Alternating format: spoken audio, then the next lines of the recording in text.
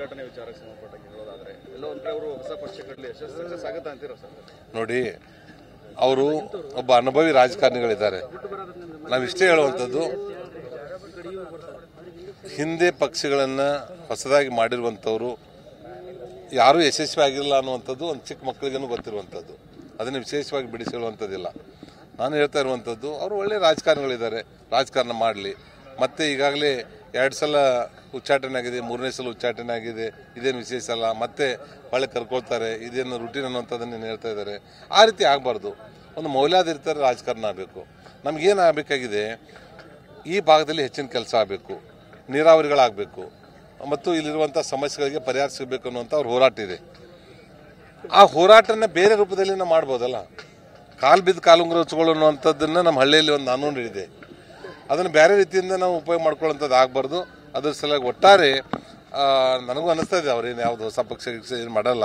ಅವರು ಮತ್ತು ಸಲಹೆ ಕೊಡುವಂಥದ್ದು ನಾ ಅಲ್ಲ, ಇಡೀ ಕರ್ನಾಟಕ ರಾಜ್ಯದಲ್ಲಿ ಯಾರೂ ಇಲ್ಲ. ಅವ್ರಿಗೆ ಸಲಹೆ ಕೊಡುವಂಥದ್ದು, ಮಾರ್ಗದರ್ಶನ ಮಾಡುವಂಥದ್ದು ಯಾವುದು ಯಾರಿಗೂ ಇರೋದಿಲ್ಲ. ಅದ್ರ ಸಲುವಾಗಿ ಅವ್ರು ಸ್ವಂತ ಇಚ್ಛೆಯಿಂದ ಏನು ನಿರ್ಧಾರ ತಗೋತಾರೆ.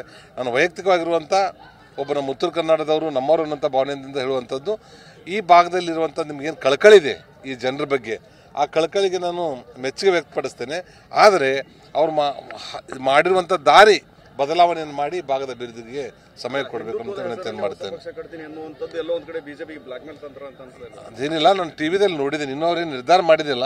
ಹಂಗೆ ಪ್ರಸಂಗ ಬಂದ್ರೆ ಮಾಡಬೇಕು ಅನ್ನುವಂಥದ್ದನ್ನು ವಿಚಾರ ಮಾಡ್ತಾ ಇದ್ದೀನಿ. ಇನ್ನೂ ಸರ್ವೆ ಮಾಡ್ತೀನಿ ಅನ್ನುವಂಥದ್ದು ನಾನು ಟಿವಿಯಲ್ಲಿ ನೋಡಿದ್ದೇನೆ. ಅವ್ರ ಮನಸ್ಸಿನಲ್ಲಿ ಏನಿದೆ ಅನ್ನುವಂಥದ್ದು ಗೊತ್ತಿಲ್ಲ. ಅದನ್ನು ಇಷ್ಟೇ ಹೇಳುವಂಥದ್ದು, ಒಟ್ಟೆ ನಿಮ್ಮ ಕಳಕಳಿ ಏನು ಉತ್ತರ ಕರ್ನಾಟಕದ ಭಾಗಕ್ಕೆ ಅನ್ಯಾಯ ಆಗಬಾರ್ದು ಅನ್ನುವಂಥ ಕಳಕಳಿ ಹೋರಾಟವನ್ನು ಮಾಡ್ತೀರಿ, ಅದು ಯಶಸ್ವಿ ಆಗಲಿ. ಮತ್ತು ನೀವು ಈ ರೀತಿ ಹೋರಾಟವನ್ನು ಮಾಡಲಾರ್ದೆ ಬೇರೆ ದಾರಿಯಲ್ಲಿ ಎಲ್ಲರ ಮನಸ್ಸನ್ನು, ಹೃದಯವನ್ನು ಗೆದ್ದು ಈ ಭಾಗದ ಅಭಿವೃದ್ಧಿ ಮಾಡಬೇಕಂತ ವಿನಂತಿ ಮಾಡ್ತೇನೆ.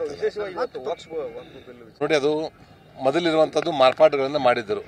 ಆ ಮಾರ್ಪಾಡು ಮಾಡಿರುವಂಥದ್ದನ್ನು ಈ ಹೊಸದಾಗಿ ಸರ್ವರಿಗೂ ಸಮಪಾಲು ಅನ್ನುವಂಥ ನಿಟ್ಟಿನಲ್ಲಿ ಅವರು ವಕ್ಫ್ ಬಿಲ್ ಅನ್ನು ತಂದಿದ್ದಾರೆ.